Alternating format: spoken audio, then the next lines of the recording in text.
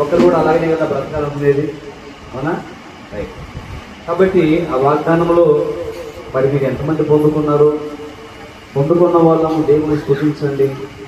ఇంకా పొందుకోకపోతే దానికోసం ప్రార్థించండి. ఖచ్చితంగా దేవుడు వాగ్దానం ఎందుకు ఇచ్చాడంటే పొందుకోవడానికి ఇచ్చాడు తప్ప పోగొట్టుకోవడం కోసం కాదు. దేవుడు ఆకాశం నుంచి వర్షాన్ని ఎందుకు కురిపిస్తాడంటే నేల తడిచి భూమిలో నుంచి పచ్చిక మొలవాలి, ఆ పచ్చిక పశువులకు ఆహారంగా మారాలని ఉద్దేశంతో వర్షం కురిపిస్తాడు. కాబట్టి వర్షం పడిన తర్వాత భూమి ఎప్పటికి వలె ఎండిపోయినట్టుగా ఉండదు. అది కొన్ని మొక్కలు వెంటనే మొలుస్తాయి, కొన్ని మొక్కలు నిదానంగా మొలుస్తాయి.